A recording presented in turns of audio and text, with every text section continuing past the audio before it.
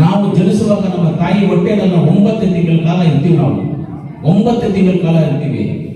Equal ಆಗಿ ತಾಯಿ ಹೊಟ್ಟೆನಲ್ಲಿ ಇರುವಂತ ಜಾಗ ಯಾವುದು ಅಂತ ಹೇಳಿದ್ರೆ ಈಕ್ವಲ್ ಆಗಿ ನಾವು ಇಲ್ಲಿ ಕಾಲೇಜ್ ತಗೋಬಹುದು. ಆ ತಾಯಿ ಹೊಟ್ಟೆನಲ್ಲಿರುವಂತ ಜಾಗ ಇದೆ, ಅಷ್ಟು ಒಂದು ಒಳ್ಳೆಯ ಜಾಗ ಇದೆ.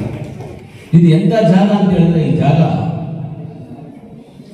ದೇವಸ್ಥಾನಕ್ಕಿಂತ ಉತ್ತಮವಾದಂತ ಒಂದು ಜಾಗ ಎಲ್ಲಾದ್ರೂ ಇದೆ ಅಂದ್ರೆ ಅದು ಈ ಜಾಗನೇ, ನಮ್ಮ ಲಾ ಕಾಲೇಜ್ ಜಾಗ. ಇದ್ರೆ ನಮ್ಮಂತ ಮುಟ್ಟಾದ್ರು ಯಾರು ಇರೋದಿಲ್ಲ. ನಿಮ್ಗೆಲ್ಲ ಅವಕಾಶ ಸಿಕ್ಕಿದೆ, ನಮಗೆಲ್ಲ ಅವಕಾಶ ಸಿಕ್ಕಿಲ್ಲ.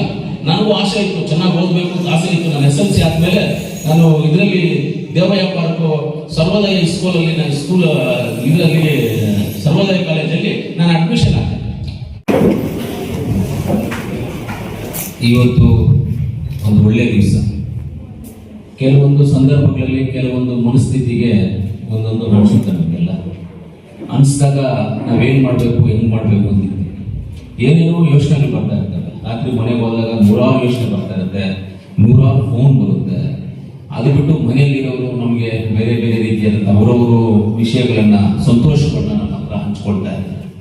ಆದರೆ ಇವತ್ತು ನಾನು ಹಂಚ್ಕೊಳ್ಳೋದಕ್ಕೆ ಬೆಳಗ್ಗೆಯಿಂದ ಏನು ತಯಾರಾಗಿದೆ ಅಂತ ಹೇಳಿದ್ರೆ, ಇವತ್ತು ನಮ್ಮ ಲಾ ಕಾಲೇಜಿಗೆ ಬರ್ತಾ ಇದ್ದೀವಿ. ಲಾ ಕಾಲೇಜಲ್ಲಿ ನಮ್ಮ ಲಾ ಕಾಲೇಜ್ ಸ್ಟೂಡೆಂಟ್ಸ್ ಜೊತೆ ನಾವು ಹೆಂಗೆ ಬದುಕಿದ್ವಿ, ಹೆಂಗೆ ಬದುಕಬೇಕು ಅಂತ ಒಂದು ಮನಸ್ಥಿತಿಗೆ ತಗೊಂಡ್ವಿ ಅನ್ನೋದ್ರ ಬಗ್ಗೆ ಹಂಚ್ಕೋಬೇಕು ಅಂತ ಅನ್ಕೊಂಡು ಇವತ್ತೊಂದು ಒಳ್ಳೆಯ ಕಾರ್ಯಕ್ರಮ. ಎಲ್ಲ ಬುದ್ಧಿವಂತ ವಿದ್ಯಾರ್ಥಿಗಳ ಜಾಗ ಇದೆ. ಈ ಒಂದು ಕಾರ್ಯಕ್ರಮದಲ್ಲಿ ನಾನು ರೀಸೆಂಟಾಗಿ ನಮ್ಮ ಅನಿಲನ್ನ ಗೊತ್ತಿಲ್ಲ, ಯಾವುದೋ ಒಂದು ವಿಚಾರದಲ್ಲಿ ಅನಿಲನ್ನ ವಿಚಾರ ಯಾರೋ ಮಾತಾಡ್ತಾ ಇರ್ಬೇಕಾದ್ರೆ ನಾನು ಅವ್ರನ್ನ ಆಚೆ ಕಳಿಸ್ದೆ. ಏನೋ ಅವ್ರ ವಿಚಾರ ಅವ್ರ ವಿರುದ್ಧವಾಗಿ ಮಾತಾಡಿದ್ರು. ನನ್ನ ಹತ್ರ ವಿರುದ್ಧವಾಗಿ ಮಾತಾಡಿದಾಗ ನಿನ್ನಂತ ಅವರು 1000 ಜನ ಇರೋದು ಒಂದೇ, ಅನಿಲನ್ನ ಒಬ್ಬರಿರೋದು ಒಂದೇನೋ, ಫಸ್ಟ್ ಇಲ್ಲಿ ಆಚೆ ಹೋಗೋದು ಅಂದ್ಬಿಟ್ಟು ಆಚೆ ಕಳಿಸ್ಬಿಟ್ಟೆ. ಇನ್ನು ಇಲ್ಲಿ ನಿಂತ್ಕೊಂಡ್ರೆ ಮೇಲೆ ಕೆಳಗಡೆ ಹಾಕ್ಬಿಡ್ತೀನಿ ಅಂತ ಹೇಳಿ ಅವ್ರಿಗೆ ಆಚೆ ಕಳಿಸ್ಬಿಟ್ಟೆ. ಹಂಗೆ ಒಂದೊಂದು ಮನುಷ್ಯನಿಗೆ ಒಂದೊಂದು ಇರುತ್ತೆ. ಇವತ್ತಿಂದ ಒಂದು ಒಳ್ಳೆ ಕಾರ್ಯಕ್ರಮಕ್ಕೆ ಯಾರು ಬರಬೇಕಾಗಿತ್ತೋ ಅಂತವರೇ ಬಂದಿದ್ದೀವಿ. ಇವತ್ತು ನಮ್ಮ ಅನಿಲನ್ನ ಬಂದಿದ್ರೆ ಅನಿಲನ್ನ ಧನ್ಯವಾದಗಳು. ರಾಜಕೀಯವಾಗಿ ಪಾಠ ಕಲಿಬೇಕು ಅಂದ್ರೆ ಅನಿಲನ್ನ ಹತ್ರ ಹೋಗ್ಬೇಕು. ಮನಸ್ಸಿಗೆ ಒಳ್ಳೆತನ ಹೆಂಗೆ ನಡ್ಕೋಬೇಕು ಅನ್ನೋದನ್ನ ಕಲಿಬೇಕಂದ್ರೆ ಅನಿಲನ ಹತ್ರ ಹೋಗ್ಬೇಕು. ಜನಗಳಿಗೆ ಏನು ಒಳ್ಳೆ ಕೆಲಸ ಮಾಡಬೇಕು ಅಂದ್ರೆ ಅನಿಲನ ಹತ್ರ ಹೋಗ್ಬೇಕು. 1963 ಇಂದ ಹೇಳ್ಕೊಂಡು ಇವತ್ತರೆಗೂ ಯಾವ ಸರ್ಕಾರದಲ್ಲಿ ಯಾವ ಆದೇಶಗಳು ಯಾವತ್ತು ಏನೇನು ಆಗಿದಾವೆ ಅಂತ ಕೇಳಿದ್ರೆ ಸ್ಪಾಟ್ ಅಲ್ಲಿ ಹೇಳುವಂತ ಯಾರಾದ್ರೂ ಒಂದು ಬುದ್ಧಿವಂತರಿದ್ದಾರೆ ಅಂದ್ರೆ ಅನಿಲನ ಒಬ್ಬರೇ. ಅವ್ರಿಗೆ ನಾನು ಧನ್ಯವಾದಗಳನ್ನ ತಿಳಿಸ್ತೇನೆ. ಒಂದೇ ಕಡೆ ಅಲ್ಲ, ಒಂದೇ ಇದರಲ್ಲ, ನೀವು ರೈತರ ಪರವಾಗಿ ಕೋಆಪರೇಟಿವ್ ಡಿಪಾರ್ಟ್ಮೆಂಟ್ ಆಗಿರಿ, ಎಜುಕೇಶನ್ ಡಿಪಾರ್ಟ್ಮೆಂಟ್ ಆಗಿರಿ, ಹಾಸ್ಪಿಟಾಲಿಟಿ ಆಗಿರಿ, ನೀವು ಯಾವುದೇ ಒಂದು ಇದರಲ್ಲಿ ಹೋದ್ರು ಎಲ್ಲಿ ಏನ್ ಮಾಡ್ಬೇಕು, ಏನ್ ಮಾಡಿದ್ರೆ ಒಳ್ಳೇದು ಅಂತ ಹೇಳ್ತಾರೆ. ಇವತ್ತು ನಮ್ಮ ಅನಿಲನ ಅವ್ರಿಗೆ ನಾನು ಧನ್ಯವಾದಗಳನ್ನು ತಿಳಿಸಿ ಬಂದಿರೋದಕ್ಕೆ. ಅದೇ ರೀತಿ ಇವತ್ತು ನಮ್ಮ ಶ್ರೀನಿವಾಸ ಪ್ರಸಾದ್ ಅವರು ಇದ್ದಾರೆ, ಅವ್ರಿಗೂ ನಾನು ಧನ್ಯವಾದಗಳನ್ನ ತಿಳಿಸ್ತೀನಿ. KV ಪ್ರಕಾಶ್ ಅವರು ವಕೀಲರು ಹಾಗೂ ಅಧ್ಯಕ್ಷರು, ಹಿರಿಯರ ಅಧ್ಯಕ್ಷರು. ಸರ್ ನಿಮ್ಮಂತವೆಲ್ಲ ಇರೋದ್ರಿಂದ ನಮಗೂ ಸ್ವಲ್ಪ ಬುದ್ಧಿ ಜ್ಞಾನ ತಿಳುವಳಿಕೆ ಅನ್ನೋದು ತಿಳ್ಕೊಳ್ತೀವಿ ಸರ್. ಇಲ್ಲ ವಕೀಲರು ಅಂದ್ರೆ ಅಷ್ಟೇ ಸರ್. ನಾನು ಅದನ್ನು ಹೇಳ್ತೀನಿ, ಯಾರ್ಯಾರು ವಕೀಲರಿದ್ದಾರೆ ನನ್ನ ಸ್ನೇಹಿತರು ಹೇಳ್ತೀನಿ, ನಿಮಗೂ ನಾನು ಧನ್ಯವಾದಗಳನ್ನ ತಿಳಿಸ್ತೀನಿ. ಆಮೇಲೆ ಜಾಕಿರ್ ಹುಸೇನ್, ಮೊದಲನೇದಾಗಿ ನಿಮಗೆ ಒಂದು ಹೇಳಕ್ ಇಷ್ಟಪಡ್ತೀನಿ. ಜಾಕಿರ್ ಹುಸೇನ್ ಸಾಹೇಬ್ರೆ, ನಿಮಗೆ ಮೊದಲನೇದಾಗಿ ಮೈನಾರಿಟೀಸ್ ಅಂದ್ರೆ ಮುಸ್ಲಿಮ್ಸ್ ಅಲ್ಲಿ ವಿದ್ಯಾವಂತರನ್ನ ಮಾಡೋದಕ್ಕೆ ನೀವೆಲ್ಲ ಪ್ರೋತ್ಸಾಹಿಸ್ತೀವಿ. ಮೊನ್ನೆ ನನಗೆ ಯಾರೋ ಒಂದು ತಾಯಿ ಒಂದು ಮಗುನ ಸ್ಕೂಲ್ ಸೇರಿಸಿದ್ರೆ 3 ಜನ ಮಕ್ಕಳನ್ನ ಸ್ಕೂಲ್ ಸೇರಿಸಿಲ್ಲ.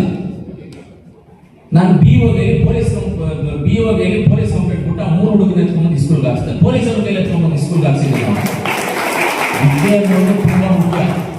ಯಾವತ್ತು ವಿದ್ಯಾಭ್ಯಾಸ ನಮ್ಗಿರಲ್ವೋ ಕೆಟ್ಟ ದಾರಿಗಳಿಗೆ ಹೋಗೋದಕ್ಕೆ ಅವಕಾಶ ಸಿಗುತ್ತೆ ನಮಗೆ. ಆ ಕೆಟ್ಟ ದಾರಿಗಳಿಗೆ ಹೋಗಬಾರ್ದು ಅಂತ ಹೇಳಿದ್ರೆ ವಿದ್ಯಾಭ್ಯಾಸವನ್ನು ಮಾಡಿದಾಗ ಒಂದು ಕೆಲಸವಾಗಿ ಮಾಡಿಕೊಂಡು ಕೆಲಸಕ್ಕೆ ಹೋಗ್ತೀವಿ, ನಾವು ಒಂದು ಕೆಲಸ ಮಾಡ್ಕೊಂಡು ಹೋಗ್ತೀವಿ ನಾವು ಅಷ್ಟೇ.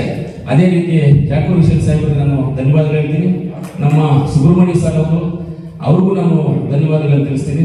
ಆಮೇಲೆ ಚೌಡೇಗೌಡರು, ಚೌಡಮ್ಮನವರು, ನಮ್ಮ ಮುಖ್ಯವಾಗಿ ಈ ಕಾಲೇಜು ಇವತ್ತು ಈ ಬಿಲ್ಡಿಂಗ್ ಹಾಕ್ಬೇಕಂದ್ರೆ ನಮ್ಮ ಹಿಂದೆ ಬಿದ್ದು ನಮ್ಗೆ ಹೇಳಿ ನಮಗೆ ಆಗಲೇಬೇಕು, ನನ್ನ ಮನೆಗಲ್ಲ, ನನ್ನದಲ್ಲ, ಇದು ನನ್ನ ಆಸ್ತಿ ಅಲ್ಲ, ನಮ್ಮ ಸ್ಟೂಡೆಂಟ್ ಆಸ್ತಿ, ಈ ಜಿಲ್ಲೆಯ ಆಸ್ತಿ, ಈ ಜಿಲ್ಲೆಯ ಯುವ ಪೀಳಿಗೆಗೆ ಆಸ್ತಿ ಅಂತ ಒಂದು ಮಾಡ್ಬೇಕು. ನಾವಿಲ್ಲಿ ಅವ್ರಿರೋದಕ್ಕೆ ಒಂದು ಒಳ್ಳೆ ಬಿಲ್ಡಿಂಗ್ ಮಾಡಬೇಕು ಅಂತೇಳಿ ನಮ್ಮ ಅಂಬೇಡ್ಕರ್ ಸಾಹೇಬರು, ಪ್ರೊಫೆಸರ್ ಅಂಬೇಡ್ಕರ್ ಅವರು ನಾವು ಧನ್ಯವಾದಗಳನ್ನು ತಿಳಿಸ್ತೀವಿ. ಇಂಥವ್ರು ಇರಬೇಕು, ಇಂಥವೆಲ್ಲ ಇರಬೇಕು. ಇಂಥವ್ರು ಇರೋದ್ರಿಂದ ನಮಗೆಲ್ಲ ಎಲ್ಲರಿಗೂ, ಮುಖ್ಯವಾಗಿ ಟೀಚರ್ಸ್ ಎಲ್ಲರೂ ಇದ್ದೀರಾ, ಪ್ರೊಫೆಸರ್ಸ್, ಟೀಚರ್ಸ್ ಎಲ್ಲರೂ ಇದ್ದೀರಾ, ಎಲ್ಲರಿಗೂ ನಾನು ಧನ್ಯವಾದಗಳನ್ನು ತಿಳಿಸ್ತೇನೆ. ಲಾ ಕಾಲೇಜ್ ಅಂತ ಹೇಳಿದ್ರೆ ಕರ್ನಾಟಕದಲ್ಲಿ ನಮ್ಮ ಮೊದಲನೇ ಕಾಲೇಜು. ಇವತ್ತು ಇನ್ನು ಇದಕ್ಕೆ ಪಿ ಜಿಗೆ ಅಪ್ಲೈ ಮಾಡಿದರೆ ಅದನ್ನೆಲ್ಲ ಮಾಡಿಸ್ಕೊಳ್ಳುವಂಥ ಜವಾಬ್ದಾರಿನೂ ನಾವು ತಗೊಳ್ತೀವಿ, ಖಂಡಿತವಾಗ್ಲೂ ನಾವು ಮಾಡಿಸ್ಕೊಳ್ತೀವಿ, ಅದರಲ್ಲಿ ಡೌಟ್ ಏನಿಲ್ಲ. ಇದು ಎಂಥ ಜಾಗ ಅಂತ ಹೇಳಿದ್ರೆ, ಈ ಜಾಗ